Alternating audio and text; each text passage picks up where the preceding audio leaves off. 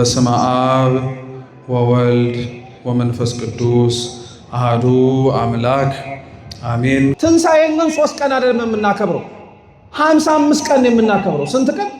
55 ቀን። የጾምናቸውን ቀናት ያክል ትንሣኤውን እናከብረዋለን። የጾምናቸውን ቀናት ያክል ትንሣኤውን እናከብረዋለን። ለምንድን ነው ትንሣኤውን 55 ቀን የምንቆየው የሚለውንም ማወቅ አለብን። በዓሉን የምናከብረው ክርስቲያኖች ልብ ብላችሁ አዳምጡ። በእነዚህ 55 ቀናት ቤተ ክርስቲያናችን ከምናውቀውና በጾም ውስጥ ስናሳልፈው ከነበረው ከጾሙ ከስግደቱም ጭምር በተወሰነ መልኩ ተከልክለን እነዚህን ወቅታት በደስታ እንድናሳልፈው የምታደርገን ልብ ብላችሁ ስሙ ክርስቲያኖች፣ በጾም ውስጥ ያቆምናቸውን ኃጢአቶቻችንን መልሰን ለመስራት እድልና በር ለመክፈት አይደለም። ብዙ ሰው የትንሣኤን በዓል በጾም ውስጥ ናፍቆ እንደሚጠብቀው ሁሉ ትንሣኤ ገብቶ ግን የሚያከብረውና የሚመላለስበት የትንሣኤ ወቅትን ግን እስኪያልቅን የሚለምነው። እውነት አስብ፣ እውነት እኮ ነው። የትንሣኤን በዓል ልክ ከገባ በኋላ ሳምንቱን ደስ ይለናል፣ ዕለቱ ዳግም ትንሣኤም ደስ ይለናል፣ 3ኛውም ሳምንት ደስ ይለናል። ከ3ኛው ሳምንት በኋላ ግን እንደው ምን አለ ይሄ ጾም በመጣ ነው የምንለው። ለምን ይመስላችኋል? በዓሉን መከበር ባለበት ልክ እያከበር ነው። በእነዚህ 55 ቀናት ውስጥም ጭምር እንዴት መመላለስም ጭምር እንዳለብን ስለማናውቀው በጾም ውስጥ ሰብስበንና በጾም ውስጥ ከእግዚአብሔር አምላክ ጋር ተገናኝተን ያካበትናቸውን ብዙ በረከቶቻችንን ሳምንትና 2 ሳምንት ሳይቀር እንደምንጥለው እንደምንተወው ስለምናውቀው 55ቱን ቀናት ግን ከክርስቶስ ትንሣኤ በኋላ ሐዋርያት እንዴት ነው የነበሩት የሚለውን ማወቅ ለዚህ ጥሩ መልስ ነው። ክርስቶስ ከተነሳባት ከዛች ቀን አንስቶ 40ውን ቀን አንደኛ ሐዋርያት ከክርስቶስ እግር ስር እየተማሩ ነበር። ምን እያደረጉ? እየተማሩ ነበር። ለዛ ነው ቤተክርስቲያናችን ክርስቶስ ከተነሳበት እስካረገበት እስከ 40ኛው ቀን ድረስ ለሐዋርያት ያስተምራቸው እንደነበረ የሐዋርያት ሥራ ምዕራፍ 1 ጥሩ ምስክር ነው። እያስተማራቸው ቆይቶ ነበር። ይሄን ያስተማራቸውን ትምህርት ቤተክርስቲያናችን መጽሐፈ ኪዳን ትለዋለች። ምን ትለዋለች? መጽሐፈ ኪዳን። ኪዳን የተማሩት አባቶቻችን ሐዋርያት በዚህ ወቅት ነው። ስለዚህ ሰው ከክርስቶስ ትንሣኤ በኋላ ምን ማድረግ አለበት ብላችሁ የምትጠይቁ ከሆነ ምን ብሩቅ ሳትሄዱ እዛው ቅዱስ መጽሐፍ ላይ ተጽፎ የምናገኘው ከክርስቶስ ትንሣኤ በኋላ ሐዋርያት እየተማሩ እንደነበረ። ሁለተኛው ከክርስቶስ ትንሣኤ በኋላ ሐዋርያት ምን እያደረጉ ነበረ ብላችሁ ብትጠይቁ ደግሞ መንፈስ ቅዱስን እስኪወርድላቸው እየጠበቁ ነበር። ምን እስኪወርድላቸው? መንፈስ ቅዱስ። እነዚህ 55 ቀናት ክርስቲያኖች ስንጾም ትንሣኤውን ጠብቀን እንደቆየነው ሁሉ ከትንሣኤ በኋላ ያሉ 55 ቀናትን የመንፈስ ቅዱስን መውረድ ተዘጋጅተን የምንጠብቅበት ወቅታቶች ናቸው። ኃጢአት የምንሰራበት አይደለም። ለስጋችን ምቾት የምንመላለስበት አይደለም። ስለ ጾምንባቸው 55 ቀናት መረን ለቀን የጾሙ ልጓም እንደተፈታልን እንደፈለግን የምንበላበት፣ የምንጠጣበት፣ የምንሰክርበት፣ የምንዘሙትበት አይደለም። መንፈስ ቅዱስን የምንጠባበቅበት ነው። ክርስቶስ ከተነሳ በኋላ ተስፋ አድርጎ ደቀ መዛሙርቱን ራሱ የነገራቸው ኃይልን ከአርያም እስከምትለብሱ ድረስ ከየት እንዳትወጡ ብሎ ከኢየሩሳሌም እንዳትወጡ ነው ያላቸው። እያስተማረ እስኪያርግ ድረስ ጠበቃቸው። ካረገ በኋላ ያስተማርኳችሁን ይዛችሁ እዛው ኢየሩሳሌም ተቀመጡ አላቸው። ኢየሩሳሌም ቤተክርስቲያን እኮ ናት። አብዛኞቻችን በጾሙ ወቅት የተመላለስንባትን ቅድስት ቤተክርስቲያን በበዓለ ሃምሳ እኮ ዞር ብለን አናያት። አብዛኞቻችን በጾሙ ወቅት የሰገድንባትን የጸለይንባትን እንባችንን ያበስንባትን ቅድስት ቤተክርስቲያንን ጾሙ ከተፈታ በኋላ አገልግሎቷም ጭምር የተዘጋ ይመስል ተመልሰን አናያትም። ያ ግን አልነበረም። 55ቱን ቀናት ማንን የምንጠብቅበት ነው አልኳችሁ? መንፈስ ቅዱስ መውረዱን የምንጠባበቅበት ነው። መንፈስ ቅዱስ እስኪወርድ ድረስ ከቤተ ክርስቲያን ከተባለች ከኢየሩሳሌም ቅጽር የማንወጣበት ነበር። 55ቱን ቀናት በዓሉን እንድናከብር ቅድስት ቤተ ክርስቲያን የምታዘን ሁለተኛ ለዚህ ነው። ሶስተኛው ቅድስት ቤተ ክርስቲያን ይሄንን በዓል 55 ቀናት እንዲከበር የምታደርገው በዓሉ 55 ቀን በተከታታይ እንቁጠር እንጂ 55ቱንም ቀን እንደ አንድ ነው የምናከብረው። እንደ ስንት? እየሰማችሁኝ ነው? እንደ ስንት? እንደ አንድ ነው የምናከብረው። ለምሳሌ ዛሬ በዓሉ ምንድን ነው ተብላችሁ ብትጠየቁ ምን ብላችሁ ነው የምትመልሱት? ትንሣኤ ነው የምትለው። ነገስ? ትንሣኤ ነው። ከነገ ወዲያስ? 55ቱንም ቀን ያለመቋረጥ የምናከብረው በዓል ምንድን ነው? ትንሣኤ ነው። ለምን ይመስላችኋል 55ቱንም ቀን እንደዛ የምናከብረው? መቼም ክርስቶስ ከሙታን መካከል ከተነሳ እኮ በኋላ ድጋሚ መቃብር ውስጥ እየገባ ዙሪያው ላይ ለነበሩት ሰዎች በሙሉ እንደ አዲስ እየተነሳ እኮ አስተምሮ አይደለም። በፍጹም አንዴ ሞተ፣ አንዴ ከሙታን መካከልም ጭምር መግነዝ ፍቱልኝ፣ መቃብር ክፈቱልኝ ሳይል አምላካችን ተነሳ። ከዛ በኋላ አምላካችን አልሞተም። ከዛ በኋላ ወደ ተቀበረበት መቃብርም ክርስቶስ አልወረደም። 55ቱን ቀናት ታዲያ ትንሣኤን የምናከብረው ለምንድን ነው ብላችሁ የምትጠይቁ ከሆነ የክርስቶስ ትንሣኤ ለእኛም ጭምር የትንሣኤ በኩር ስለሆነ። እስኪ የትንሣኤ በኩር በሉ። አዎ ጌታችን ኢየሱስ ክርስቶስ መነሳቱ፣ በነገራችን ላይ ክርስቲያኖች እኛም ራሳችን አፋችንን ሞልተን ከሞትን በኋላ ፈርሰን በስብሰን አንቀርም፣ እንነሳለን ለማለት ምልክታችን እሱ።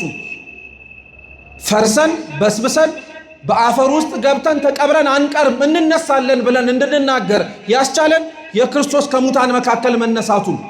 ለክርስቲያን ግን ሞት ተብሎ የሚጠቀስለት ሕይወቱ አብቅቶ እስትንፋሱም ተቋርጦ ወደ ምድር ገብቶ ሲቀበርና አበቃለትም ተብሎ አፈር ሲለብስ አይደለም።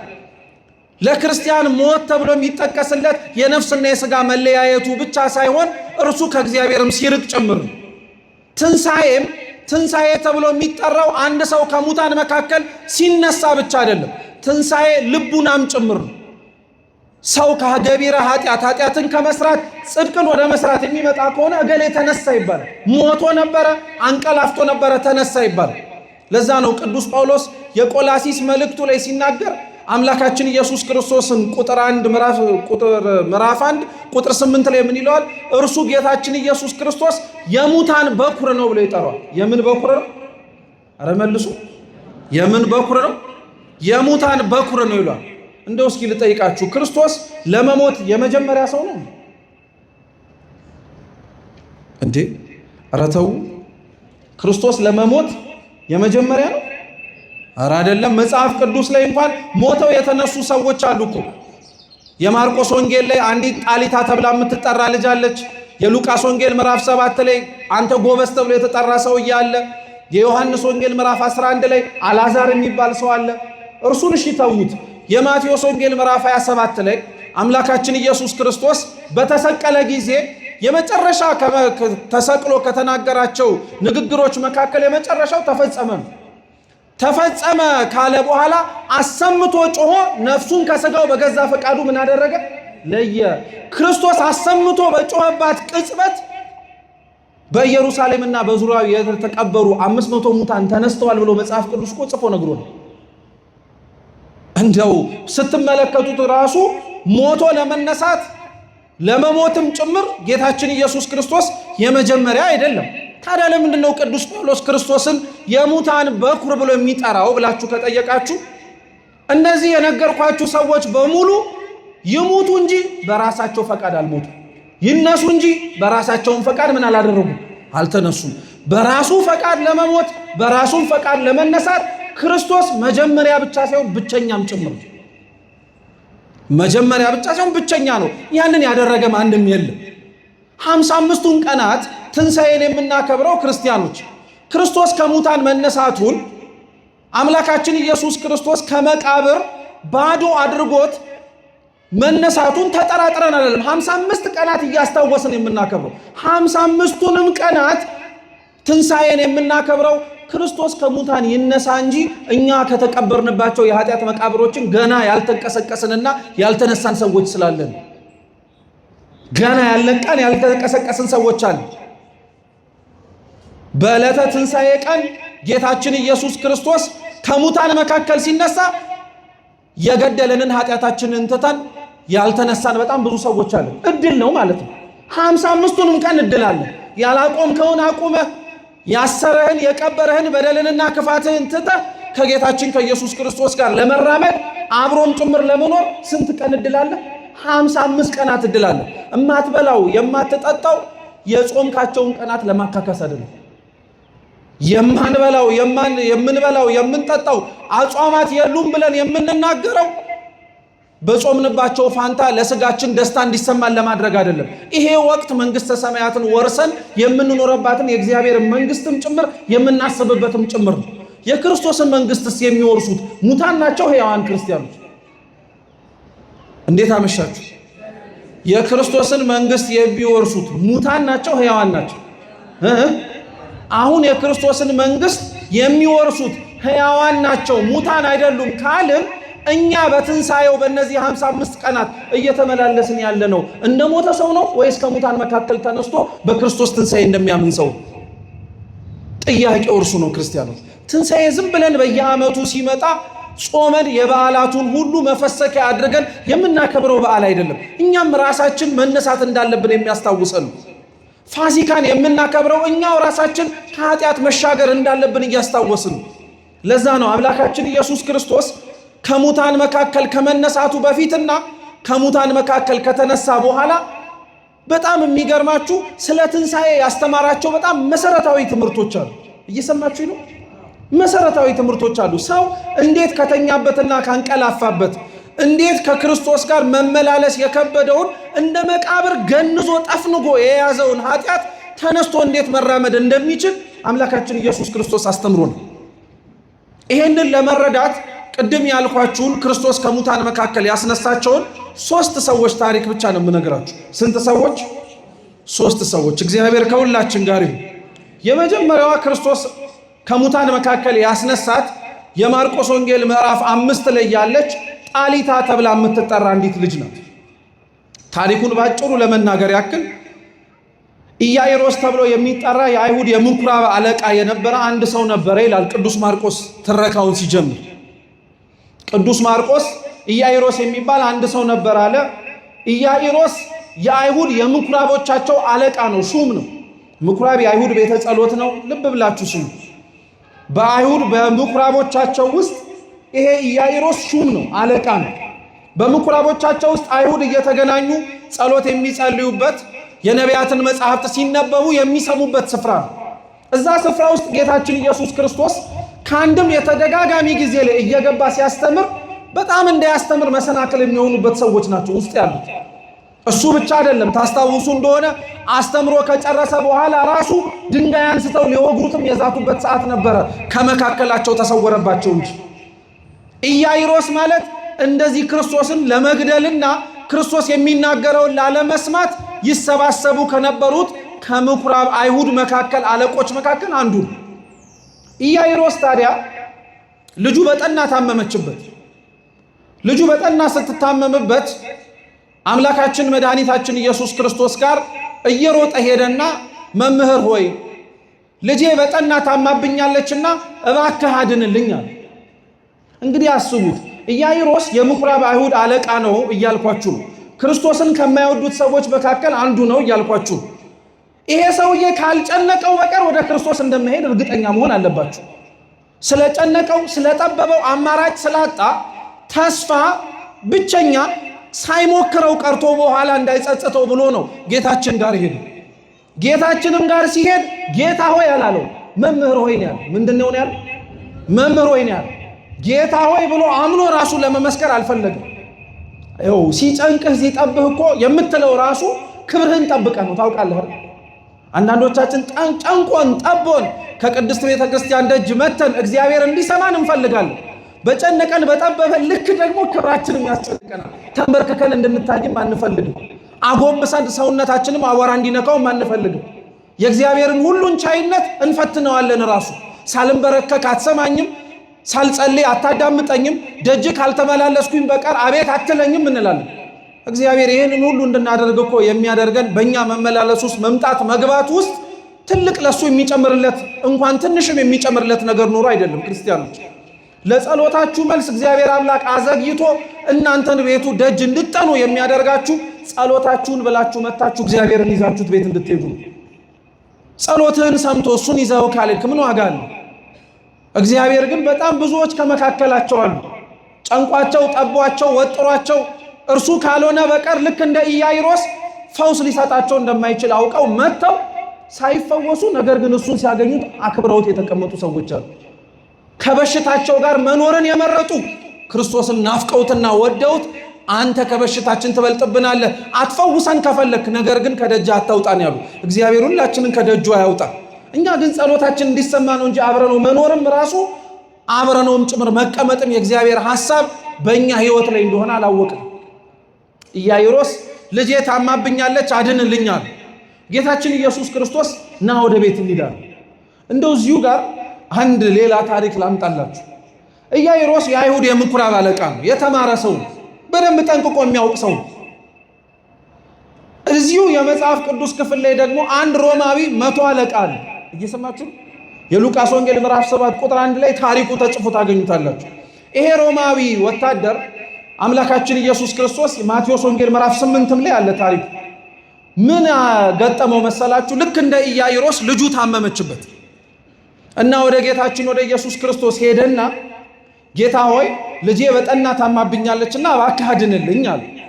አምላካችን ኢየሱስ ክርስቶስ ልክ ኢያኢሮስን እንዳለው ና ወደ ቤት እንሂድ አለ። ና ወደ ቤት እንሂድ፣ እግዚአብሔር ወደ ሁላችን ቤት ይግባ፣ ና ወደ ቤት እንሂድ አለ።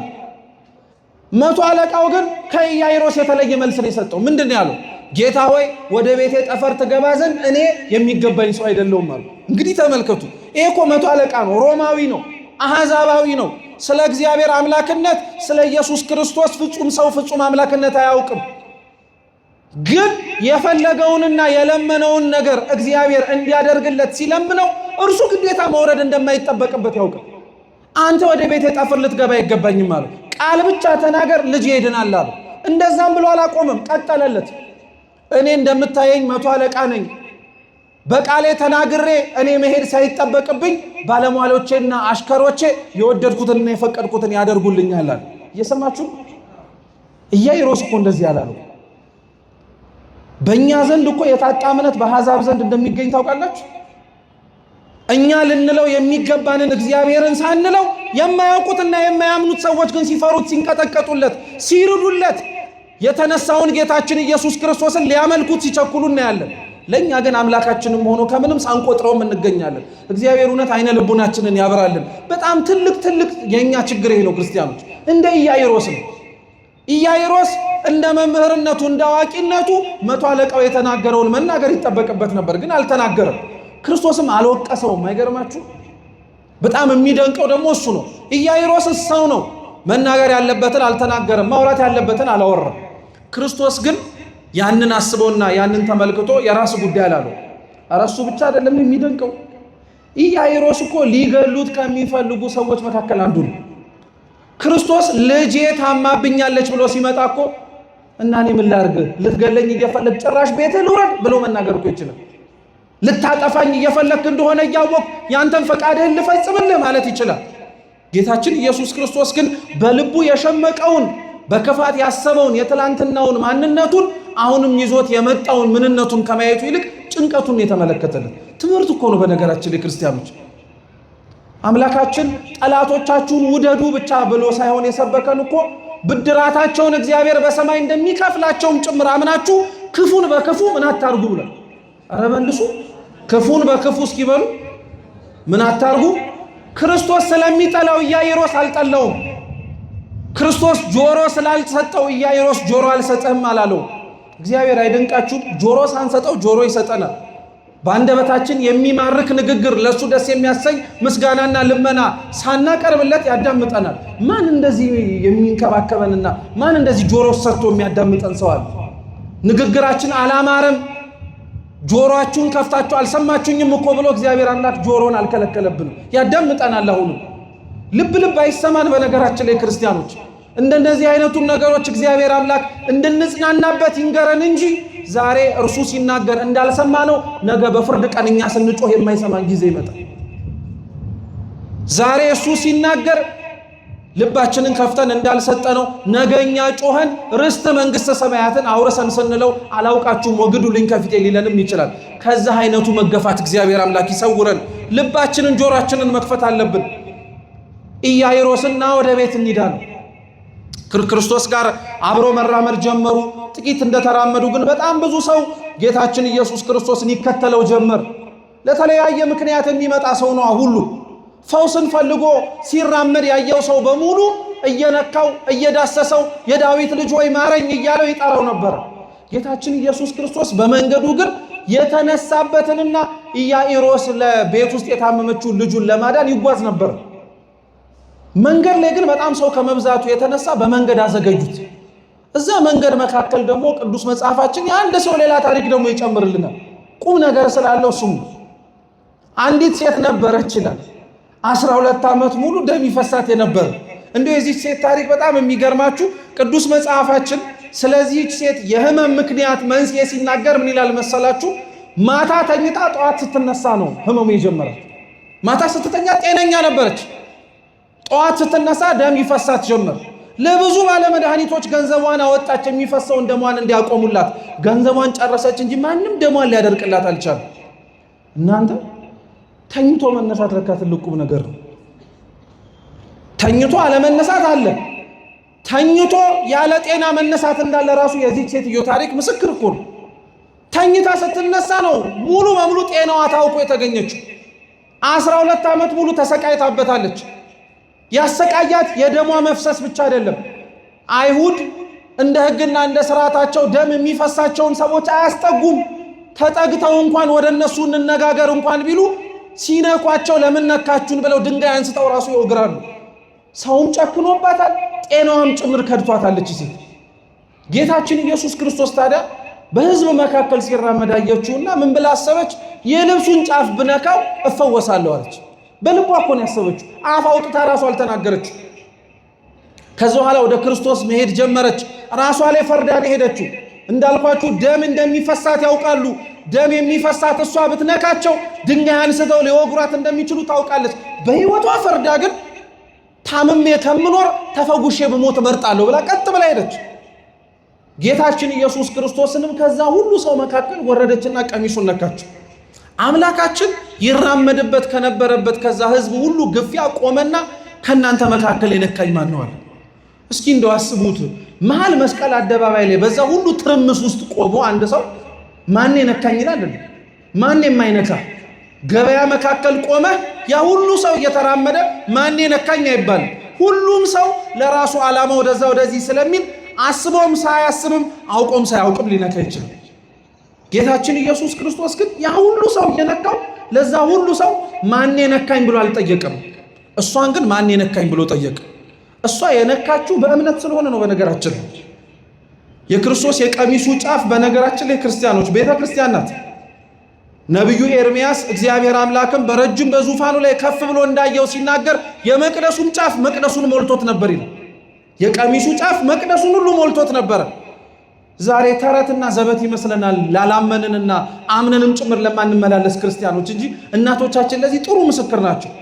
መተው የቅድስት ቤተ ክርስቲያኑን ደጅ አምዱን ይነኩታል፣ ጀርባቸውን ይመቱበታል፣ ይዳበሱበታል፣ አፈሩ ላይ ይንከባለሉበታል።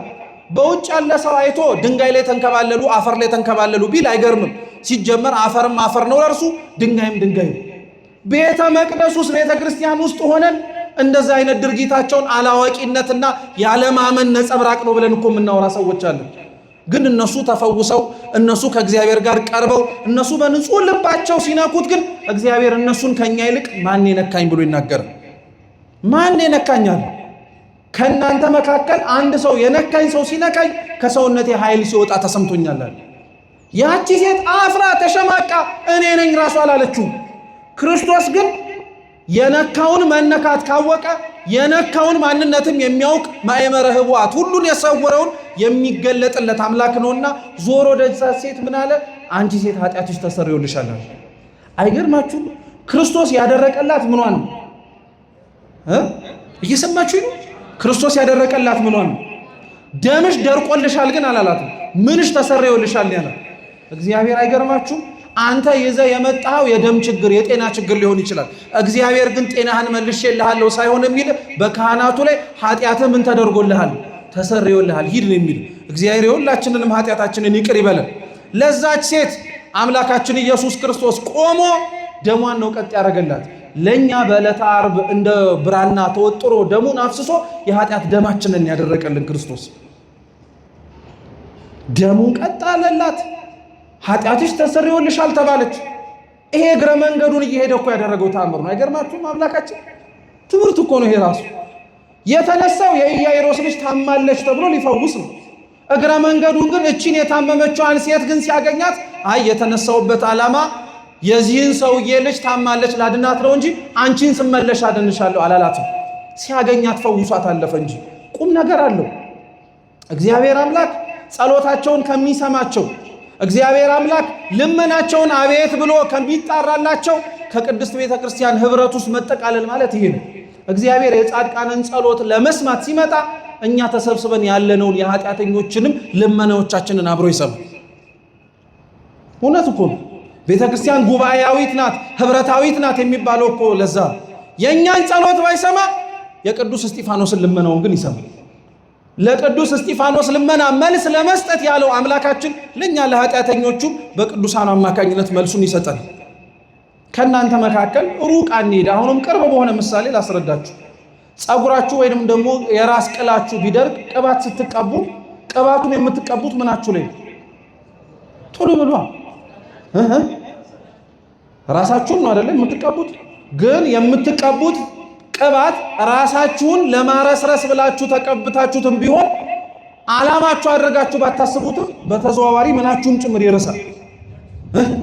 እጃችሁ ሳይረስም እንዴ የተቀባው ጭንቅላትህን ነው። ከጭንቅላትህ ጋር አብሮ ግን ምን ረሷል? እግዚአብሔርም እንዲህ ነው የሚሰማቸውን ለመስማት ሲል እግረ መንገዱን እኛንም ያዳምጠናል። እግዚአብሔር የሁላችንንም ልመና ያዳምጠን። ወዲያውኑ የኢያኢሮስ ቤት ውስጥ የነበሩ ባለሟሎች ታዲያ ጌታችን ኢየሱስ ክርስቶስ ያቺን ሴት ልክ እንደፈወሳት መጡና ምን አሉ? ልጅህ የታመመችው ሞታለች፣ ከዚህ በኋላ መምህሩን አታድክመው አሉት። ምንም እያሉት መሰላችሁ? ታማ ቢደርስ ኖሮ ሊፈውሳት ይችላል። አሁን ግን ስለሞተች አታድክመው፣ በቃ እሱም ወደ መንገዱ ይሄድ፣ አንተም ና ወደ ቤት ገብተህ አልቅስ አሉት። ጌታችን ኢየሱስ ክርስቶስ ግን እንዲያውም ቅድም ይጓዝበት ከነበረው ፍጥነት በላይ ሞተች ሲባል ና አብረን እንሂድ አለ። እግዚአብሔር እንዲህ አይነት አምላክ ነው። ጨንቆን ጠቦን መልስ ላይ ሰጠን ይችላል። አበቃለት ብለን ጉዳያችንን ስንቀብረው ግን ቀስቅሶ ማስነሳት ይችላል። እግዚአብሔር ሲዘገይብህ እንዲያውም የበለጠውን ነገር ሊሰጥህ። ታማለች ያለችው ሞተች ሲባል ኑ እንሂዳለን። ወደ ቤታቸውም ሲገባ ቤታቸው ውስጥ ትልቅ ለቅሶ ነበረ፣ ያለቅሱ ነበር፣ ያዝኑ ነበር። ክርስቶስም ወደ ውስጠኛው ክፍል ወደዛች ልጅ ወደ ሞተችበት አልጋ ላይ ገባና ተቀመጠ። ምን አላቸው? ይህቺ ልጅ ተኝታለች እንጂ አልሞተችም አላቸው። ማን አሁን ከኛ መካከል በመተኛትና በመሞት መካከል ሰው ልዩነት እንዳለው ያውቃል? አያውቅም? ቤታችሁ እናንተ ነቅታችሁ የተኛው ሌላውን ሰው እያያችሁ ታለቅሳላችሁ? አናለቅስም። የተኛው ሰው ምን ማድረጉ ስለማይቀር መነሳቱ አይቀርም። ክርስቶስ ወዶ እንዳይመስላችሁ የሞተችዋን ልጅ ሞታ ሳይሆን እኮ አይደለም፣ ሞታለች፣ በደንብ ሞታለች፣ ግን አላለም፣ ተኝታለች ነው ያለው። የተኛ ሰው እንደሚነቃ ሁሉ የሞተም ሰው ፈርሶ በስብሶ አይቀርም። ምን ማድረጉ አይቀርም፣ መነሳቱ አይቀርም። ጊዜውን ነው የማናውቀው። አሁን የተኛ ሰው ስቀሰቅሰው እንደሚነሳ ስለምታውቅ ያን ያክል አትፈራም፣ አትደነግጥም። በዙሪያችን የቀበርናቸው ወዳጅ ዘመዱ ቤተሰቦቻችንን ግን አፈር ውስጥ ስናስገባቸው ሐዘኑ መራር የሚመስለን ተነስተው ከእግዚአብሔር የፍርድ ዙፋን ፊት ዳግም የሚነሱባትን ቀን እኛ ስለማናውቀው። ስለዚህ ክርስቶስ ገባ፣ ተኝታለች እንጂ አይ አልሞተችም አላቸው። የሚገርማችሁ ልክ እሱ እንደዛ ሲል በቤቱ ውስጥ የነበሩት ሰዎች በሙሉ ያለቅሱ ከነበረበት ለቅሶ ተገልብጠው ከፍተኛ ሳቅ ሳቋል። ምክንያቱም እንዳልኳችሁ ነው፣ መተኛትና መሞትን ስለሚያውቁት ነው። እና የመሰላቸው ወይ ተሳስቶ የመሰላቸው ወይ እነሱን ለማጽናናት የተናገረው ንግግር ነው። ግን ክርስቶስ አይደለም፣ እነሱን ለማጽናናት የሞተች እንዳልሆነችም ጭምር ተጠራጥሮም አይደለም፣ እንደ ሞተች ጠንቅቆ ያውቀዋል። ሲናገር ግን እነሱ ሳቁ። አምላካችን ኢየሱስ ክርስቶስ ሁሉንም አስወጣቸው ከቤተሰቦቿ ውጭ። ቤተሰቧን ካመጣቸውና እዛ ክፍል ውስጥ ካስቀመጣቸው በኋላ ግን ምን አለ መሰላችሁ? አብራችሁን በሉ፣ ጣሊታ በሉ እንጂ ጣሊታ ተነሽ። የሞተችዋ ልጅ ወዲያውኑ አፈፍ ብላ ተነሳች። ክርስቶስም የምትበላውን አምጡላት አላቸው ቤተሰቦች። ይሄ መጽሐፍ ቅዱስ ክፍል አሁን የነገርኳችሁ የአንዲትን ልጅ አምላካችን ኢየሱስ ክርስቶስ ከሙታን መካከል ያስነሳት ታሪኩን ግን እንዳልኳችሁ ክርስቶስ ከሙታን መካከል ማስነሳት እንደሚችል ምስክር እንዲሆን ቀድሞ የተጻፈ ቀድሞ የተደረገ ብቻ አይደለም። የጣሊታ የመሞቷና የመነሳቷ ታሪክ የኛ የሁላችን ታሪክ ስለሆነ ጣሊታ ገና ሮጣ ያልጠገበች ልጅ ናት። ገና መንፈሳዊ ሕይወታቸውን ጀምረው ሳይጨርሱት ገና ከቤተ ክርስቲያን የራቁባቸውን ዓመታት እያዘኑና እየተብከነከኑ ወደ ክርስቶስ መንገድ የጀመሩ ሰዎች ሊሞቱ ሊያንቀላፉ ይችላሉ። እናዝናለን። ምን አለ ኃጢአት በሰራበት ጊዜ ላይ ያቆየው እግዚአብሔር ጽድቅ ለመስራት ሲመጣ ለምን በቶሎ ጠራው ያልናቸው እኮ ሰዎች አሉ። እንደዚህ ያልናቸው ሰዎች አሉ። እግዚአብሔር በጊዜ የሚጠራቸው ሰዎች አሉ። ጣሊታ አንድም የኛ ምሳሌ ናት። ጣሊታ የሞተችው ቤቷ ውስጥ ነው። የሁላችን ቤት ቤተ ክርስቲያን ውስጥ የሞትን ሰዎች አሉ። በጣም የሚገርማችሁ የሚያሳዝነው እሱ ውጪ የሞተ ሰው አይለቀስለትም እያልን ትንሣኤና ሕይወት እኔ ነኝ ብሎ በተናገረው በክርስቶስ በፍርድ ዙፋኑ በመቅደስ በታቦቱ በካህናቱ በአገልጋዮቹ ፊት ሆኖ ግን የሞተ ሰው እንዴት አይለቀስለትም? እንዴት እንደውም መሪንም ባይነባለት? እኛ እኮ ክርስቲያኖች በጣም የምንገርመውና የምናሳዝነው ልንራብ የማንችል ሰዎች እንደሆንን ታውቃላችሁ። የሕይወት እንጀራ ቤተ መቅደስ ውስጥ ያለን ልንጠማም አንችልን። ጥምን ቆርጦ የሚጥል ኃጢአትንም ምንጩን የሚያደርቅ የክርስቶስ ደም ያለበት መቅደስ ውስጥ ነን ያለነው። ሞተን እንቀራለን ብለን መናገር አንችልም። የትንሣኤው ጌታ እዚሁ መቅደስ ውስጥ ነው ያለው። ግን አብዛኞቻችን መቅደስ ውስጥ እንኳን ሆነን የሞትን ሰዎች ነን። ቤተ ክርስቲያን ውስጥ እንኳን ሆነን ከምግባር ከሃይማኖት የራቅን ሰዎች ነን። መገኘታችን ቤተ ክርስቲያን ውስጥ ዋጋ የለውም እያልኳቸው አይደለም። ቤተ ክርስቲያን ውስጥ ግን መምጣትና መገኘታችን ተገኝተናል ብለን ለመናገራችን ብቻ ሳይሆን ከተኛንባቸው መነሳት ያለብን ኃጢአቶቻችን ላይማ ብድግ ብለን መነሳት አለብን።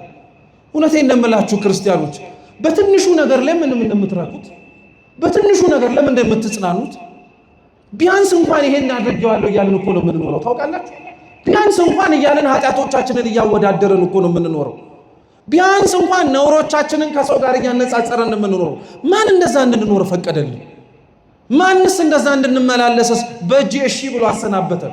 ማንም እኮ አላለንም። ታውቃላችሁ፣ እግዚአብሔር እንድንመላለስ የሚፈልገው መቅደሱ ውስጥ እንዲያየንም የሚፈልገው እንደተነሱና ኃጢአታቸውን ለማቆም ችለው እንደሚመላለሱ ክርስቲያኖቹ ነው።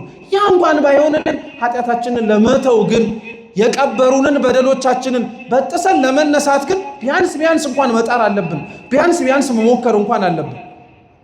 ክርስቶስ ቤት ውስጥ ሞታ ያገኛት ጣሊታ ማለት መቅደስ ውስጥ የሞትን የኛ የሁላችን መነጸብራቅ የሁላችን በቃ። ሁለተኛ ጌታችን ኢየሱስ ክርስቶስ ከሙታን መካከል ያስነሳው ሉቃስ ወንጌል ምዕራፍ 7 ላይ ያለውን አንድ ሰው ያን ሰው ቅዱስ መጽሐፍ ሲናገር ስሙን አይጠቅስም። አንተ ጎበዝ ነው የሚል። አንተ ማን አልኳችሁ? ጎበዝ ነው የሚል። ያ ጎበዝ ለእናቱ አንድ ልጅ ነበር። ባለቤቷን አታለች፣ መበለት ነበረች። ጭራሽ ደግሞ ባለቤቷን ማጣቷ ሳያንስ ብቸኛ የወለደችዋም ልጇ ገና በወጣትነቱ ወራት ሞተባት። ከሞተበት ስፍራ ይዛ በቃሬዛ አሸክማ ልትቀብረው ስትሄድ ጌታችን ኢየሱስ ክርስቶስ በመንገድ ላይ ያገኛት። አታልቅሺ አላት። መጀመሪያ አታልቅሺ አላት። እንደዚሁ ዝም ብሎ ለማጽናናት አይደለም። ጌታችን ኢየሱስ ክርስቶስ የመጣው እሷን ለቅሶ እንደሚደርስ ሰው ሐዘኗን ጭምር ለመካፈል እንደመጣ አንድ ሰው አይደለም። ሊያስነሳላት ስለመጣ ምን አታርጊ አላት? አታልቅሺ አላት። እናትየዋ ቀጠለች፣ ተናገረች። እንዴት አታልቅስ? የሚያስለቅሳት የልጇ መሞት ብቻ አይደለም፣ የሚያስለቅሳት ተስፋዋንም ጭምር ነው ያጣችው። ጧሬ ነው፣ ቀባሬ ነው፣ መጽናኛዬ ነው፣ ቢያንስ እንኳን እምባዬን ያብስልኛል ያለችው ልጇን የሞተባት። አለቀሰች፣ አነባች። ጌታችን ኢየሱስ ክርስቶስ ግን ምን አደረገ? ቃሬዛውን ተሸክመው የሄዱት የነበሩትን ሰዎች አስቆማቸውና ቃሬዛው ላይ እጆቹን ዘርግቶ ያዘ። አንተ ጎበዝ ተነሳለው፣ ከሙታን መካከል አስነሳው። ቁም ነገሩ እርሱን ማስነሳት ከሆነ ክርስቲያኖች ለምን ቃሬዛውን መንካት አስፈለገ? እየሰማችሁ? ቁም ነገሩ ማስነሳት ከሆነ ቁም ነገሩ እርሱን ከሙታን መካከል ነፍሱና ስጋውን አገናኝቶ ሕይወት እንዲሰጠው ምክንያት ከሆነ ምንድነው ታዲያ ቃሬዛውን መንካት ያስፈለገው?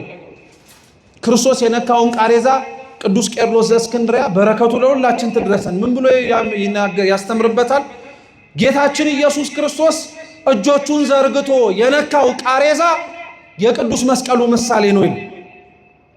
እርሱ የነካው ቃሬዛ ድምፁን አሰምቶ ሲናገር ለዛ ለሞተው ጎበዝ ቀስቅሶ ሕይወት እንዲሰጠው ምክንያት ከሆነ እጁ ሳይሆን ሰውነቱ ያረፈበት ደሙ የፈሰሰበት ራሱን ቤዛ አድርጎ ለዓለም የሰጠበት ቅዱስ መስቀል አሰምቶ ሲናገርማ አንድ ብቻ ሳይሆን ሲኦልንም ጭምር ይበዘብዛል እንጂ ብሎ አስተምሮበታል።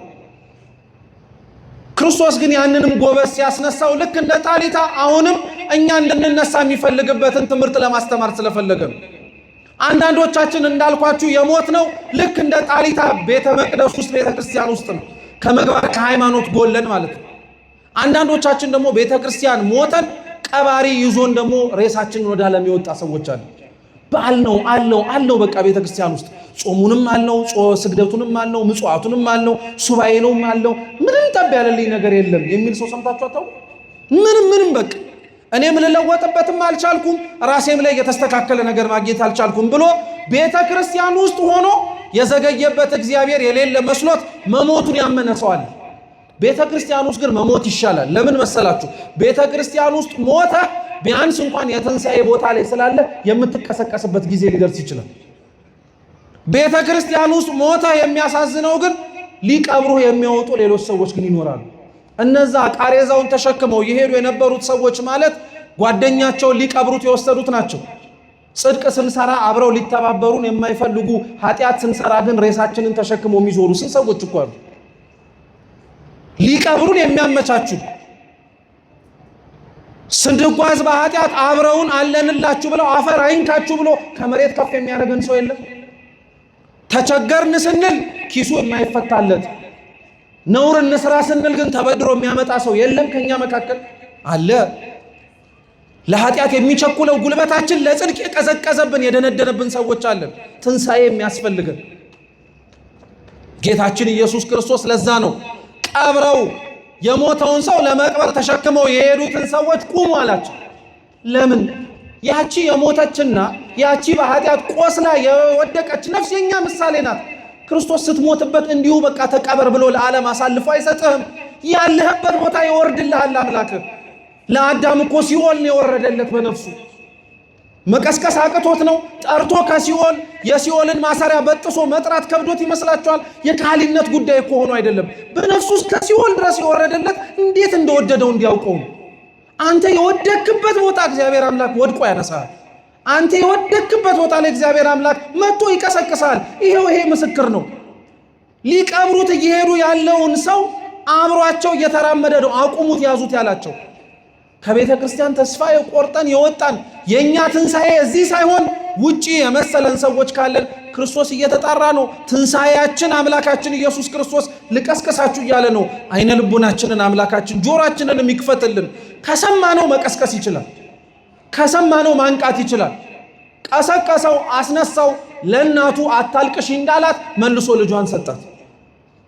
ተመልከቱ፣ ጣሊታን ሲያስነሳት ካስነሳት በኋላ የምትበላውን አምጡላት ነው። እስኪ የምትበላውን በሉ እንጂ ምን አርጉላት? አምጡላት። ይሄንን ሰው ደግሞ ካስነሳው በኋላ መልሶ ለማን ነው የሰጠው?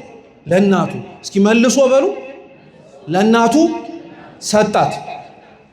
የመጀመሪያዊቷን ቤተ መቅደሱ ውስጥ የሞተችን ነፍስ ክርስቶስ ከቀሰቀሳት በኋላ እውነትም ከሙታን መካከል መነሳቷ የሚታወቀው ምግብ አምጡላት ተብሎ የተነገረውን ቅዱስ ሥጋውን ክቡር ደሙን መብላት ስችል ነው። ትንሣኤውን ገና ያላከበርን ሰዎች አለን። በነገራችን ላይ አሁን ትንሣኤውን ገና ያላከበርን ቅዱስ ሥጋውን ክቡር ደሙን ስንቀበል ነው። ይኸው ከተነሳች በኋላ የምትበላውን ምን አርጉላት ነው ያለው? አምጡላት ነው ያለው። ትንሣኤ ማለት ቆመ በቤተ መቅደሱ እየዘመርክና እያሸበሸብ የምታከብረው ብቻ ሳይሆን በክርስቶስ ቅዱስ ሥጋና ክቡር ደም ጭምር ታትመህ እውነት ከሙታን መካከል መነሳትን እየመሰከርክ ለዓለም የምትወጣበት በዓል ነው። ገና ያልነቃን ሰዎች አለን ማለት ነው። ገና ያንቀላፋን ሰዎች አለን። ድምፁን እየሰማን ኃጢአትም ደግሞ ጣዕሙ ጠስቆ ጠፍንጎ የያዘን ሰዎች አለን። እቺንም እናቲቱንም አስነስቶ ለልጇ ሲሰጣት ታለቅስ የነበረችው እናት አሁንም ቅድስት ቤተ ክርስቲያን ናት። ልጆቿ ከጉያዋ ሲጠፉባት፣ በተለያየ ምክንያት ሲወሰዱባት እንዲኖሩት ከታዘዙት ሕይወት ባለፈ ክርስትናውን በየዘመናቱ መለዋወጥ ሲሞክሩ፣ ክርስትናውን በያሉበት ዘመን እንደነሱ ቅርጽ ለማስያዝ ሲሞክሩ እያየች ቤተ ክርስቲያን ታለቅሳለች። ስለኛ ውሃ ልክ ተብሎ የሚስተካከል የክርስትና ሕይወት የለም። እኛ እያደግን ወደ ክርስትናው ሕይወት እንመጣለን እንጂ እኛ በወረድበት እያወረድን እኛ ባጠበብነው ልክ እያጠበብን የምንኖረው የክርስቲያናዊ ሕይወት የለንም። ሰፊ ወደ ሆነው ገብተንም ልንፈጽመው ወደማንችለው ከእግዚአብሔር ጋር ካለው ኅብረት ጋር ከፍ ብለን ለማደግ እንሞክራለን እንጂ ያንን አናደርግም። የምናደርገውን ነገር በሙሉ እያየች ቤተ ክርስቲያን ልጆቿ ከውስጥ ተሰብስበው ጸናጽል እየመቱ ይዘምሩ እንጂ ቤተ ክርስቲያን ግን ታነባለች፣ ታለቅሳለች በደንብ አድርጋ። መሞታችንን የማናውቅ ሰዎች እንዳለን ታውቃለች። ሰዎች ወስደው ሊቀብሩን ቃሬዛ ላይ እንደተሸከሙን የኃጢአት አልጋዎቻችንን እንዳይቆረቁረንም ጭምር የሚያመቻቹልን ሰዎች እንዳሉ ታውቃለች። እንደው ክርስቲያኖች ለራሳችሁ ብላችሁ መነሳት እንኳን ቢከብዳችሁ ላሳደገቻችሁ ቤተክርስቲያን ብላችሁ እባካችሁ ተነሱላት። ቤተክርስቲያን ሁላችን ላይ ደክማብናለች። እውነቴን እንምላችሁ ላስተማረውና ለሚማረው ሰው ብቻ አይደለም፣ ከእግዚአብሔር መለኮታዊ ከሆነው ስጦታው ያለምንም ዋጋ ሁላችንንም ሰማያዊ ዜግነትን ሰጥታናለች። ስንቆርብ አልከፈልንም፣ ስንጠመቅ አልከፈልንም። ታመን ስንመጣ ጸበል ውስጥ ስንፈወስ እግዚአብሔር አምላክ ምንም አይነት ነገር ስጡኝ አላለም፣ እኛን ብቻ ነበር የፈለግነው። እኛ ግን ሀብት ንብረታችንን የምናመጣውን ቁሳቁስ በሙሉ ከምረንለት ራሳችንን ግን ከቀባሪ ጋር እያስቀበርን እንወጣለን። እና እውነት ተነሳን ብለን ነው ይሄንን በዓል የምናከብረው። ክርስቶስስ እውነት ነው ከሙታን ተነስቷል። በዛ ደስ ተሰኝተን ስብከታችንም ቅዱስ ጳውሎስ እንዳለው ከንቱ እንዳልሆነ አምነን እንድንናገራለን። የኛን ሕይወት ግን ስናየው እንኳን ልንነሳ የተቀበርንበት መቃብር ራሱ ተመችቶን እየተገላበጥን ያለንበት ኃጢአት አልፈታ ብሎን የተጨነቀን እንዳለን ሁሉ ከምንሰራው ጽድቅ ይልቅ እየሰራ ነው ያለነው ኃጢአት እያመጣልን ያለ ነገር ደስ አሰኝቶናል። እውነት እኮ ነው። ኃጢአት ስንሰራው ኃጢአት ስናደርጋት የሚሰማን ደስታ በቅጽበት የምናጣጥመው ስለሆነ ኃጢአት ለሁላችን ቅርብ የሆነችው ለዚህ ነው። ልብ ብላችሁ ስሙኝ ክርስቲያኖች፣ ኃጢአትን የምንሰራት በኃጢአት የሚመጣው ደስታ ቅርባችን ስለሆነ ነው። ጠጥተን ለመስከር የምንሄደው ሳቅ ቅርብ ስለሆነ ነው። ጨዋታው ስለሚመጣ ነው የምንለው አይደል? ጾመን ጸልየን ሰግደን መጽውተን እግዚአብሔር የደከምንበትን የድካማችንን ዋጋ ግን ሲከፍለን አናየው። ለኃጢአት ለምንሮጠው ሩጫ ደሞዙን ወዲያው እናገኘዋለን። ለጽድቅ ለምንደክመው ድካም ግን እግዚአብሔር አምላክ የሚሰጠንን ደሞዝ ያዘገየዋል። ለምን? በምድር ከሚከፍለን በሰማይ ሊከፍለን ስለመረጠ እኮ ነው። እውነቴን እምላችሁ ክርስቲያኖች፣ ድካማችንን ስለ እግዚአብሔር ስንል ያደረግናቸውን መንፈሳዊ ነገሮቻችንን በሙሉ እግዚአብሔር በምድር እንዲከፍለን እንዲያውም አንጠይቅ። በምድር ካልከፈለንም ያልሰማን እንዳይመስለን። የጸሎታችን መልስኛ መኪና ማሽከርከር አይደለም። ቤተ መቅደስ ውስጥ የማስቀደሳችን መልስኛ በቤት ውስጥ በአማረና በጌጠ ቦታ ውስጥ መመላለስ አይደለም። አትሳቱ ክርስቲያኖች። እኛ መንፈሳዊ ሕይወትን ከእግዚአብሔር ጋር ያለንን ህብረት የምንለካው ቁሳዊ በሆነ ነገር አይደለም። እንደዛ ማድረግ የጀመርን ጊዜ የተለማመድንም ጊዜ ነበረ ተንሸራተን የወደቅ ነው። ዛሬ አሁን በየአውደ ምህረቶቻችን ራሱ እኮ እልል በሉላቸው ተብሎ የሚሰሙት የጸሎቶቻችን መልሶች ምን ናቸው? መኪና ገዛን አይደለም፣ ቤት ገባን አይደለም፣ ስራችን ተቃና አይደለም። ማን ከኛ መካከል መጥቶ ስለፈቀደልኝ ቤተ መቅደሱን ስም ያለው ብሎ ስላስቀደስኩኝ ከመቅደሱ ከሰማያዊ ደጃፍ ቆም ያለው ብሎ ዋጋም በየተከፈለለትን ቅዱስ ሥጋውን ክቡር ደሙን ለመቀበል በቅቻለሁ ብሎ እንደው በህይወታችሁ እልል ያስባለ ምመን ታውቃላችሁ? አናውቅም እኮ። እኔ በግሌ አላውቅም። ለምን? የጸሎታችንን መልስ ምድራዊ በሆነ ዋጋ እየተመነው ስለተቸገርን እኮ ነው። አይደለም፣ ዋጋችን ሰማያዊ እንደሆነ አትርሱ ክርስቲያኖች። ዋጋችን ምድራዊ እንዳይሆንም ጭምር ነው እግዚአብሔርን የምንለምነው። በተገላቢጦሽ ግን ሰይጣን የሚያሰራውን ኃጢአት ወዲያውኑ ደሞዙን ይሰጣል። እግዚአብሔር የሚያሰራውን እንድትሰራ የከፈተልን የጽድቅ በር ግን ስታደርገው በጥቂቱ የመንግስተ ሰማያትን ጣዕም እንድትቀምስ እያደረገ ስለ ድካምህ መጽናናትንና ማንም ሊቀማው የማይችለውን መንፈሳዊ ደስታና ሰላም እየሰጠ ፍጻሜው ግን ከሱ ጋር እንድትሆን ያደርጋል። እውነቴን እኮ ነው የምላችሁ ክርስቲያኖች፣ የጸሎታችንን ምላሽ በሙሉ መሬት ላይ ብናገኘው እኮ የምናፍቀው ገነት ይኖራል። እንድንገባበት የምንቸኩልበት መንግስተ ሰማያትን እንጣራ ይሆናል። እግዚአብሔር እንኳንም አጎደለብን፣ እንኳንም አሳጣን፣ እንኳንም ሰላም የተነሳ ነውን እንደዚሁ እንኳን አረገን። ቢያንስ በዚህ እንኳን ማንን እየጠራ ነው? እግዚአብሔርን እየጠራ ነው። አገር ሰላም ሲሆንማ ማን ትዝ ይለዋል? መድኃኔዓለም ማን ትዝ ይለዋል? ያ የተዘረጋጁ ማን ትዝ ይለዋል? ኑ ልጆቼ እያለ የሚጣራው ድምፁ ማንኛችንም ትዝ አይለንም። ሲጀመርም እግዚአብሔር አምላክ እንዳስቀመጥነው ዕቃ የትም ብንሄድ ተመልሶ የምናገኘው የሚመስለን ሰዎች እኮ ነን። በጣም ነው የምናሳዝነው። ከዚህ በላይ ሞት የለማ ክርስቲያኖች። እውነታው እንደዛ እንደሆነ ማወቅ መቻል አለብን። ትንሣኤውን የክርስቶስን አስበን ደስ እንደምንሰኘው የእኛን ግን ቅድስት ቤተ ክርስቲያን ሁኔታችንን አይታ ታለቅሳለች፣ ታነባለች። የቤተ ክርስቲያናችንን እንባ የምናብሰው ተደራጅተን በመጮህ አይደለም፣ ንስሐ ገብተህ ቅዱስ ቁርባን ስትቀበል ያኔ የቤተ ክርስቲያን እንባዋ ይታበሳል። ያኔ ክብርህ ይመለሳል። ያኔ ያጣሁት የምትለውን የእግዚአብሔርን ሞገስ ታገኘዋለህ። እንዲሁ በመጮህ እንዲሁ በምናምን አይመጣልህም። ይሄ ሐቅ ነው። ሐዋርያት ያጡትን፣ ሐዋርያት የጎደለባቸውን፣ ሐዋርያት እንዲኖራቸው ያስፈለገውን ነገር በሙሉ ያገኙት የአምላክ ቅዱስ ሥጋ ክቡር ደምን ተቀብለው በፍጻሜው መንፈስ ቅዱስን ሲያገኙ እንጂ ዝም ብለው እንደዚሁ ስለመረን ለቀው ስለዞሩ አይደለም። እግዚአብሔር ለሁላችን በቸርነቱ የልባችንን መሻት ሁሉ ይስጠን። ሶስተኛው የመጨረሻው ክርስቶስ ከሙታን መካከል ያስነሳው ወዳጁ አልዓዛር ነው። የዮሐንስ ወንጌል ምዕራፍ 11 ላይ ያለ ታሪክ ነው። ከሁለቱ አሁን ቅድም ከነገርኳችሁ ታሪኮች የሚለየው ይሄ አንደኛ አልዓዛር ለክርስቶስ ቅርቡ በመሆኑ ነው። ሌሎቹን ክርስቶስ ያውቃቸዋል፣ አምላክም አይደለ፣ ለሱ እንግዳ የሆነች ነፍስ የለችም። አልዓዛርና ቤተሰቡን ግን ክርስቶስ በቅርብ የሚያውቃቸው ናቸው። በቅርብ የሚያውቃቸው ብቻ ሳይሆን ቤታቸው ውስጥ የሚስተናገድም ጭምር ነው። ቤታቸው ውስጥ የሚስተናገድም ጭምር ነው። ቤታቸው ለክርስቶስ ክፍት ነው። ለክርስቶስ ክፍት የሆነ ቤት ክርስቲያን ሊኖረው ያስፈልጋል። በነገራችን ለክርስቶስ ክፍት የሆነ ቤት ማለት ታርዞ ቢመጣ፣ ተጠምቶ ቢመጣ፣ እንግዳ ሆኖ ቢመጣ፣ ተርቦ ቢመጣ፣ እስረኛ ሆኖ የሚያርፍበት አጥቶ ቢመጣ ተከፍቶ የሚያስተናግደው ቤት ማለት ነው። ለክርስቶስ ክፍት ነበረ ቤታቸው። ክፍት ከነበረው ከክርስቶስ የሚስተናገድበት ቤት ውስጥ ግን ሐዘን ተሰማ። ትልቁም ነገር ነው። እግዚአብሔር ከኛ ጋር ስለሆነ ማለት ሰው የሚደርስበት አይደርስብንም ማለት አይደለም። እየሰማችሁ ነው?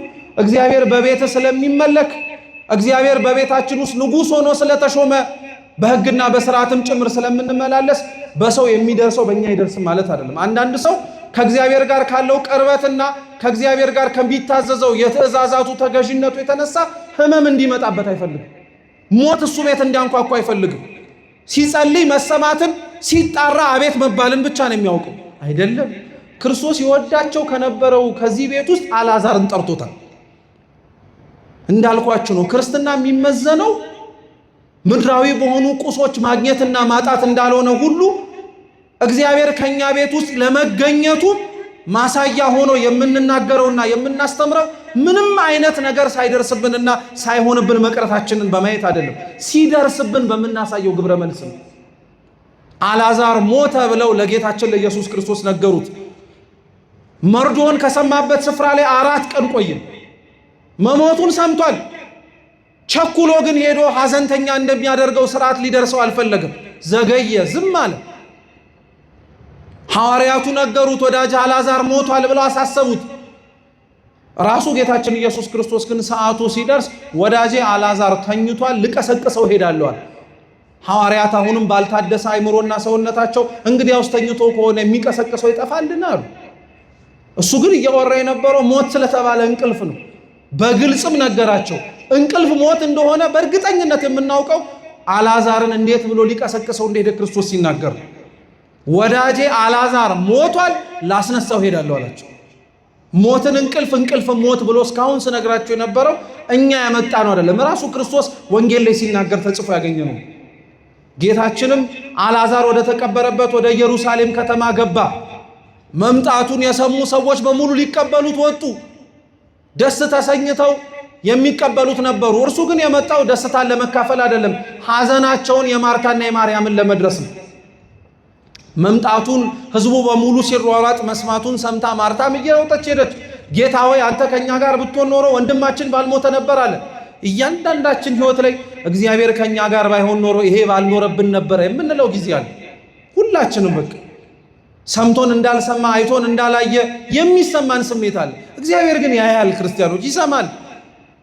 ታክቶ በቃኝ የሚለው የኛ ጩኸት የለም። እንደ ሰው አይደለም። ክብር ምስጋና ይድረሰው።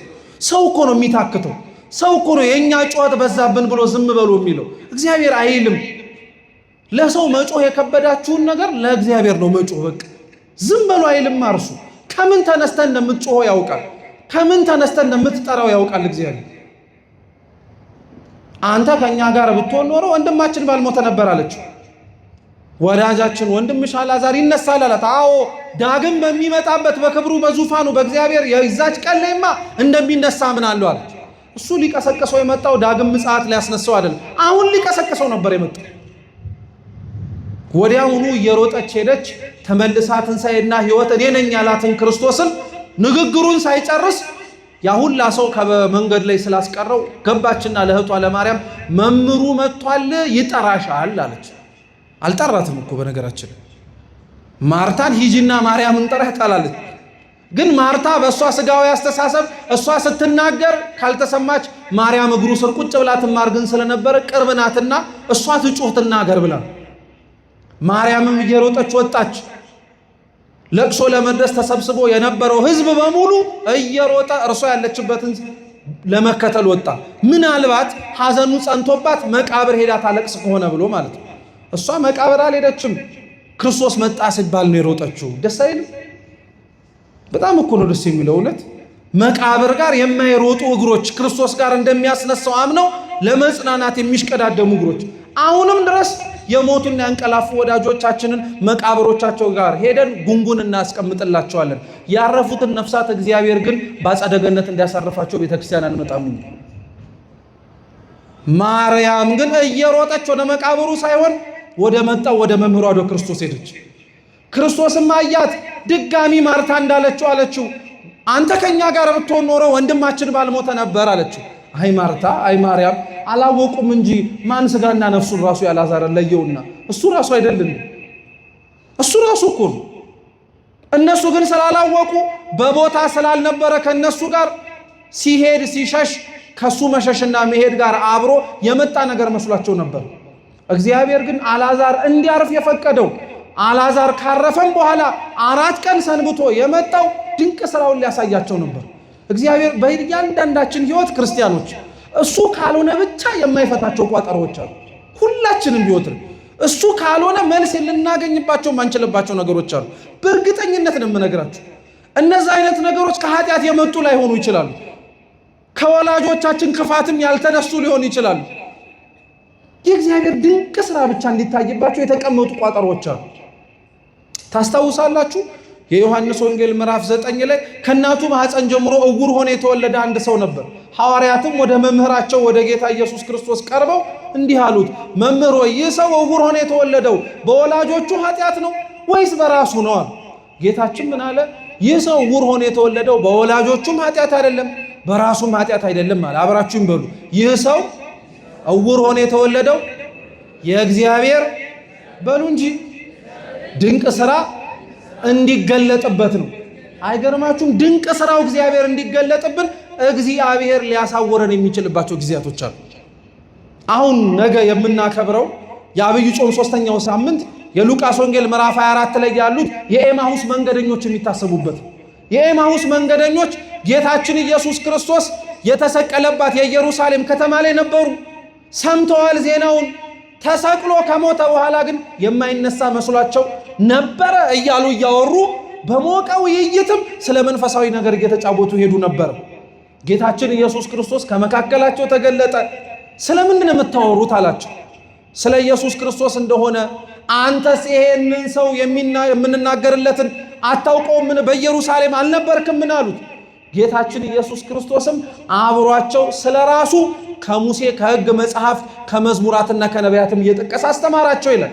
ልብ ብላችሁ ስሙ።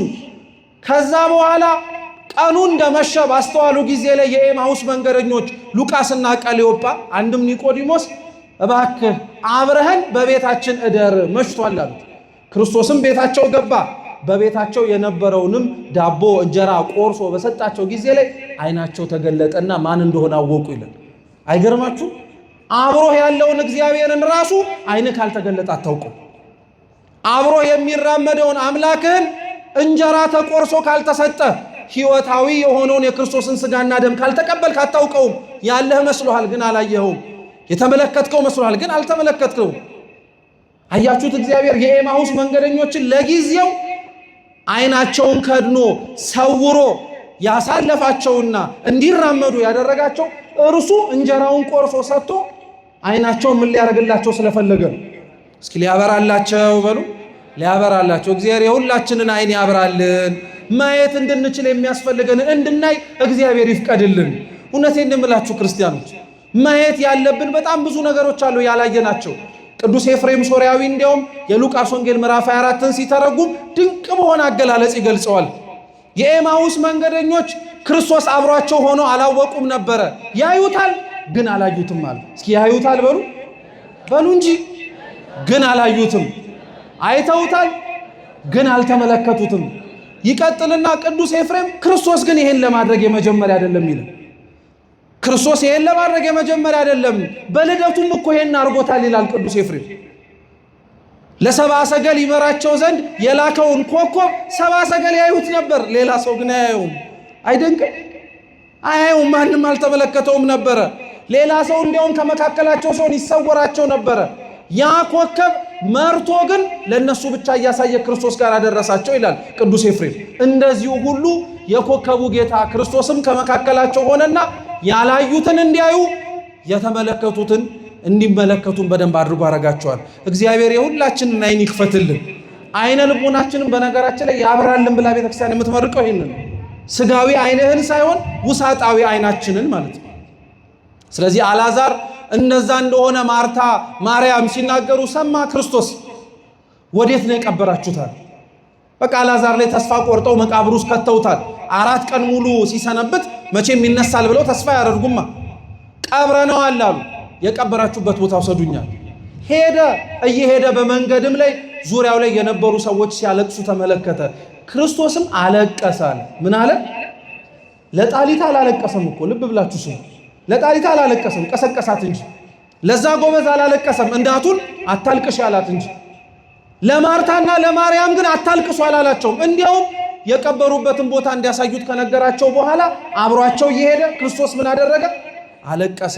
ዙሪያው ላይ የነበሩትም ሰዎች አልዓዛርን ምን ያክል እንደሚወዱ አወቁ ይላል ቅዱስ ዮሐንስ አፈወርቅ። ምን ብሎ ይተረጉመዋል? እና ቅዱስ ጎርጎርዮስ ዘኑሲስ አልዓዛርን መውደዱን ክርስቶስ እምባውን እያፈሰሰ አሳየ። እኔና እናንተን መውደዱን ክርስቶስ እምባውን ሳይሆን ደሙን አፍስሶ አሳየናል። አልዓዛርን ከሚወደው በላይ ነው የወደደህ ማለት ነው። ለአንተ እምባውን ሳይሆን ደሙን ያፈሰሰል። ወዴት ነው የቀበራችሁት አለ። አሳዩት። ድንጋዩን አንሱት አለ። ያንን ድንጋይ እሱን ቀብረው ገንዘው ሲያስገቡት እኮ ለስንት ነው ያገነዙት? ለስንት ነው ያንከባለሉት? መልሳችሁ የከደናችሁበትን ድንጋይ አንሱት አላቸው። መልሳችሁ የከደናችሁበትን ድንጋይ አንሱት አላቸው። ጉዳዩ የማስነሳት ቢሆን ኖሮ ልክ ቅድም እንዳልኳችሁ ጉዳዩ እሱን ቀስቅሶ የማውጣት ነገር ከሆነ ድንጋዩን ማስነሳት ምን አስፈለገ? ያስነሳውንና ሊያስነሳው የመጣውን አልዓዛር ናውጣ ቢለው እንደተዘጋ ከመቃብሩ ማውጣት ይችላል አይችልም? ይችላል። ምን ይሳነዋል እርሱ? ለአልዓዛር ግን የተዘጋበትን ድንጋይ አንከባሉታል። ለምን መሰላችሁ? ክርስቶስ እንደተነሳው አይነት ትንሣኤ ሌሎች እንዳይነሱ የተገባ ስለሆነ። ክርስቶስ በራሱ ፈቃድ ሞተ፣ በራሱ ፈቃድ ተነሳ አልኳችሁ። ሲነሳ ደግሞ ቤተክርስቲያናችን እንዲህ ትላለች፣ መግነዝ ፍቱልኝ እስኪ በሉ እንጂ መቃብር ክፈቱልኝ ሳይል ለአልዓዛር ሲያስነሳው ድንጋዩን አንከባሉ አለ። አልዓዛርን ከሙታን ቀስቅሶ ካወጣው በኋላ ፍቱትና ምን አርጉት አለ? ይመላለስ አለ። ራሱ ግን ከሙታን መካከል ሲነሳ ድንጋዩን ክፈቱልኝ አላለም። መቃብር ውስጥ የተገነዘበትንም ጨርቅ ፍቱልኝ አላለም። መግነዝ ፍቱልኝ፣ መቃብር ክፈቱልኝ ሳይል ነው የወጣው። ለምን ይመስላችኋል? የክርስቶስ መቃብሩ የተቀበረበት ስፍራ ብቻ ሳይሆን ከእህቱም ድንግልና የተወለደበት የእናቱ ማህፀን ምሳሌ ስለሆነ ነው። በተዘጋው መቃብር ውስጥ መቃብሩን ሳይከፍት እንደወጣ ሁሉ አምላካችን ኢየሱስ ክርስቶስም ድንግልናዋን ሳይሽር ወደ ማህፀኗ ገብቶ የተጸነሰ ድንግልናዋንም ሳያጠፋ ከማህፀኗም ወጥቶ የተወለደ እሱ መሆኑን በተነሳበት የትንሣኤ ቀን ራሱ ሰብኮልናል። አልዓዛርን ውጣ አለው፣ ወጣ፣ ተመላለሰ። የአልዓዛርን ታሪክ የኛው ታሪክ ነው። አንዳንዶቻችን እንዳልኳችሁ ቤተክርስቲያን ይሞተናለን። አንዳንዶቻችን ቤተክርስቲያን ሞተን ልንቀበር የሄድን ሰዎች አለን። እንደ አልዓዛር ደግሞ ጭራሽ ተቀብረን 4 እና 5 ቀን የቆየንም ሰዎች እንኖራለን። ከዛም በላይ እድሜያችን በኃጢአት ያለቀብን ሰዎች አሉ። ክርስቶስ ግን አያችሁት፣ እያንዳንዱን መቀስቀስና ማንሳት አልከበደውም ለሱ። ለምን ዘመናት በኃጢአት አታንቀላፋም? አንተ ኃጢአት ይከብድ ይሆናል እንጂ እግዚአብሔር ያንተም ኃጢአት አንተም አትከብደው።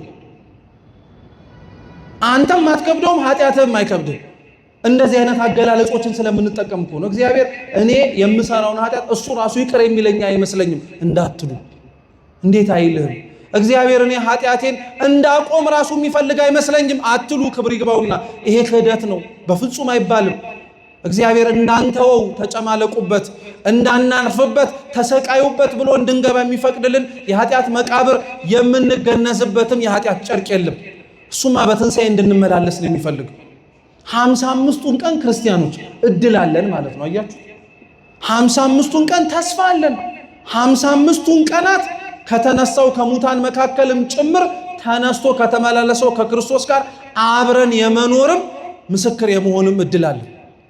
ቅዱስ አትናቴዎስ ዘእስክንድርያ በሕይወቱ ከኒቂያ ጉባኤ በኋላ በጣም የታወቀ አቃቤ እምነት ስለነበረ ብዙ ሰዎች ብዙ ጥያቄ ጠይቁት ነበር እና ቅዱስ አትናቴዎስን ከተጠየቁት ጥያቄዎች መካከል አንድ ሰው መጥቶ ምን አለ?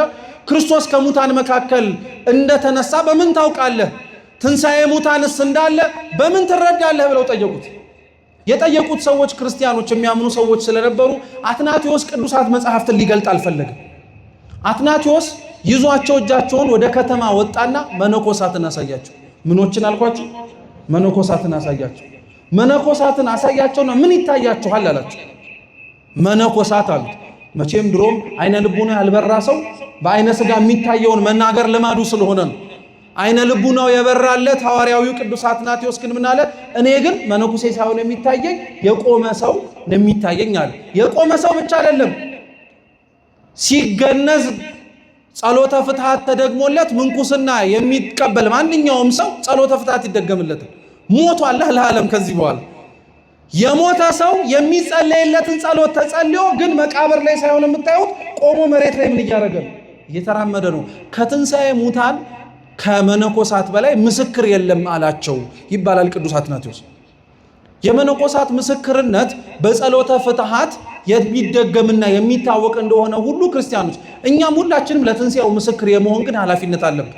መጽሐፍት በሌሉበት ተመላላሽ ሕይወት በሚታጣበት ቦታ ላይ ክርስቲያኖች ናቸው የትንሣኤ ምስክር፣ ሌላ ማንም አይደለም። ስንጠመቅ በመቃብር ውስጥ ለመግባታችን ምሳሌ ከሆነ ሁላችንም ተጠምቀናል። ተጠምቀን ግን አልቀረንም። ከገባንበት የመጠመቂያ ጉድጓድ ደግሞ ተመልሰን ወጥተናል። ስንወጣ ደግሞ የትንሣኤው ምሳሌ ነው። እንደተጠመቀ ሰው ክርስቶስ ከሙታን መካከል ተነስቶ እንደሚመለክባት እንደ ቅዱስ ቤተ ክርስቲያን ክርስቲያኖች ለመመላለስ እግዚአብሔር አምላክ ይፍቀድልን። የሰማነውን በልቦናችን ሰሌዳ ይጻፍልን።